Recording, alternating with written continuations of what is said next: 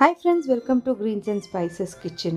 ಇವತ್ತು ನಿಮ್ಮ ಮನೆಯಲ್ಲಿ ಏನು ತಿಂಡಿ ಮಾಡಬೇಕು ಅಂತ ಯೋಚನೆ ಮಾಡ್ತಿದ್ದೀರಾ, ಹಾಗೆ ಏನು ಬಾಕ್ಸ್ ಕಟ್ಟಬೇಕು ಅಂತ ಯೋಚನೆ ಮಾಡ್ತಿದ್ದೀರಾ. ಇವತ್ತು ನಮ್ಮ ಹತ್ರ ಒಂದು ಒಳ್ಳೆಯ ರೆಸಿಪಿ ಇದೆ, ಅದೇ ಬೀಟ್ರೂಟಿಂದ ಮಾಡಿರೋ ಪೂರಿ. ಮಕ್ಕಳಿಗೆ ತರಕಾರಿ ತಿನ್ನಿಸೋದೇ ನಮಗೊಂದು ದೊಡ್ಡ ಟಾಸ್ಕ್ ಆಗೋಗುತ್ತೆ. ಸೊ ನಾವು ಈ ಥರ ಸ್ಟಫಿಂಗ್ ಮಾಡಿ ಪೂರಿನಲ್ಲಿ ಕೊಟ್ಬಿಟ್ರೆ ಅವ್ರಿಗೆ ತರಕಾರಿ ಇರೋದು ಗೊತ್ತಾಗಲ್ಲ, ಹಾಗೆ ಟೇಸ್ಟಿಯಾಗಿದೆ ಅಂತ ತಿಂದ್ಬಿಡ್ತಾರೆ. ಸೊ ಹೇಗೆ ಮಾಡೋದು ಈ ಪೂರಿನ ಬನ್ನಿ ನೋಡೋಣ. 1/4 kg ಗೋಧಿ ಹಿಟ್ಟು ತೊಗೊಂಡಿದ್ದೀನಿ. ಇದಕ್ಕೆ 1 ಸ್ಪೂನ್ ಉಪ್ಪು, 2 ಸ್ಪೂನ್ ಆಯಿಲ್ ಹಾಕ್ಕೊಂಡು ನೀರು ಹಾಕಿ ಚೆನ್ನಾಗಿ ಚಪಾತಿ ಹಿಟ್ಟನ್ನು ಕಲಿಸ್ಕೋಬೇಕು. 1 ಬೀಟ್ರೂಟ್ ತೊಗೊಂಡಿದ್ದೀನಿ. ಇದಕ್ಕೆ ಸಿಪ್ಪೆ ತೆಗೆದುಬಿಟ್ಟು ಇದನ್ನು ನಾವು ತುರ್ಕೋಬೇಕು.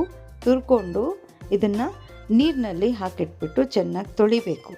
ತೊಳೆದ್ಬಿಟ್ಟು ಅದನ್ನು ಸ್ಟ್ರೈನರ್ನಲ್ಲಿ ಹಾಕಿಬಿಟ್ಟು ಇದನ್ನು ಚೆನ್ನಾಗಿ ಹಿಂಡಬೇಕು. ಯಾಕಂದರೆ ನೀರಿರಬಾರ್ದು, ನಾವು ಮೇನ್ ಸ್ಟಫಿಂಗ್ ಮಾಡಬೇಕಾದ್ರೆ ನೀರಿರಬಾರ್ದು. ಸೊ ಈ ಥರ ಆಗಿದೆ.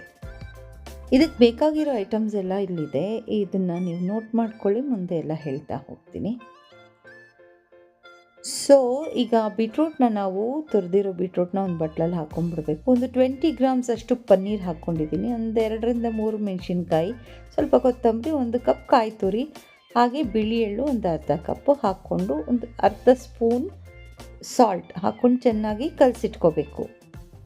ಈಗ ನಾವು ಚಪಾತಿಗಳು ಮಾಡಿಟ್ಕೋಬೇಕು. ಸೊ ಫಸ್ಟ್ ಚಿಕ್ಕದಾಗಿ ಮಾಡಿಟ್ಕೊಳ್ಳೋಣ.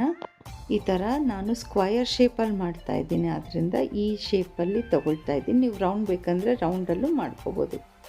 ಸೊ ಈ ಥರ ಶೇಪ್ಸ್ನ ಮಾಡಿಕೊಂಡು ಈಗ ಇದನ್ನು ನಾವು ಒಂದೊಂದಾಗಿ ಲಟ್ಟಿಸ್ಕೊತಾ ಬರಬೇಕು. ಈ ಥರ ಈ ಮಕ್ಕಳಿಗೆ ಏನಾದರೂ ತರಕಾರಿ ಪಲ್ಯ ಇಟ್ಟು ಕಳಿಸಿದ್ರೆ ಹಾಗೆ ವಾಪಸ್ ತೊಗೊಂಡು ಬರ್ತಾರೆ.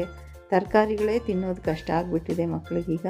ಸೊ ನಾವು ಈ ಥರ ವೆರೈಟಿಯಾಗಿ ಮಾಡಿಕೊಡೋದ್ರಿಂದ ತರಕಾರಿನೂ ಒಳಗೆ ಹೋಗುತ್ತೆ, ಹಾಗೆ ಅವ್ರಿಗೆ ವೆರೈಟಿಯಾಗೂ ಅನಿಸುತ್ತೆ. ನಾವು ಮಾಡ್ಕೊಂಡಿರೋ ಚಪಾತಿಗಳಲ್ಲಿ ಒಂದು ಚಪಾತಿ ಇಟ್ಬಿಟ್ಟು ಇದಕ್ಕೆ ಸ್ಟಫಿಂಗ್ ತುಂಬಬೇಕು, ಬೀಟ್ರೂಟ್ ಸ್ಟಫಿಂಗ್. ಇದನ್ನು ತುಂಬಿಬಿಟ್ಟು ನಾವು ಸ್ವಲ್ಪ ಎಣ್ಣೆ ಸವರಬೇಕು. ಸೈಡ್ಸಲ್ಲಿ ಕ್ಲೋಸ್ ಮಾಡಬೇಕಲ್ವ, ಅದಕ್ಕೆ ಎಣ್ಣೆ ಸವರಿ ಇದನ್ನು ಈ ಥರ ಕ್ಲೋಸ್ ಮಾಡಬೇಕು. ಸೊ ಈಗ ನಾನು ಮತ್ತೆ ಲಟ್ಟಿಸ್ತಾ ಇದ್ದೀನಿ. ಇದನ್ನು ಹಿಟ್ಟು ಹಾಕ್ಕೊಂಡು ಒಂದು ಚೂರು ಲಟ್ಟಿಸ್ಬೇಕು. ಈಗಾಗಿದೆ. ನಾನು ಕಾಫಿ ಫಿಲ್ಟರ್ದು ಮುಚ್ಚಳ ತೊಗೊಂಡಿದ್ದೀನಿ ಈ ಥರ ಶೇಪ್ಗೋಸ್ಕರ. ನೀವು ಅದನ್ನು ತೊಗೋಬೋದು. ಇಲ್ಲಿ 3 ಶೇಪ್ ಆಯಿತು. ಸೊ ಇದನ್ನು ತೆಗೆದುಬಿಡ್ತಾ ಇದ್ದೀನಿ. ಈ ಥರ ಪೂರಿ ಶೇಪ್ಸ್ ಎಲ್ಲ ಆಯಿತು. ಈಗ ಇನ್ನೂ ಒಂದು ಅದೇ ಥರ ಫಿಲ್ಲಿಂಗ್ ಮಾಡ್ಕೋತಾ ಇದ್ದೀನಿ. ಸೇಮ್ ಇದೇ ಥರ ಸೈಡ್ಸ್ನಲ್ಲೆಲ್ಲ ಪ್ರೆಸ್ ಮಾಡಬೇಕು. ಪ್ರೆಸ್ ಮಾಡಿ ನಾವು ಮತ್ತೆ ಲಟ್ಟಿಸ್ಬೇಕು. ಸೊ ಲಟ್ಟಿಸಿದ್ದಾದಮೇಲೆ ನಾವು ಮತ್ತೆ ಅದೇ ಥರ ಶೇಪ್ಸ್ ಮಾಡ್ಕೋಬೇಕು. ಈ ಥರ ಇದರಲ್ಲಿ ನನಗೆ 4 ಶೇಪ್ ಆಯಿತು. ಸೊ ಇದನ್ನು ನಾನು 4 ಶೇಪ್ಸ್ನಲ್ಲಿ ಮಾಡ್ಕೊಂಡಿದ್ದೀನಿ.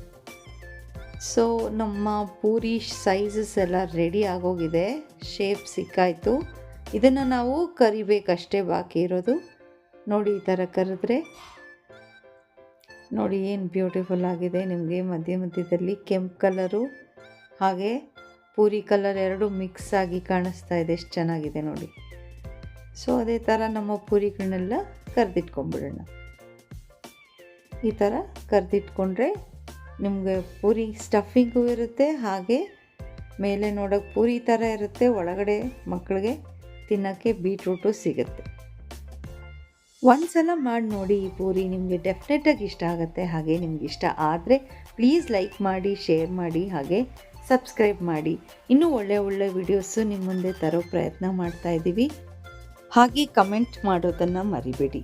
Thank you so much for watching this video.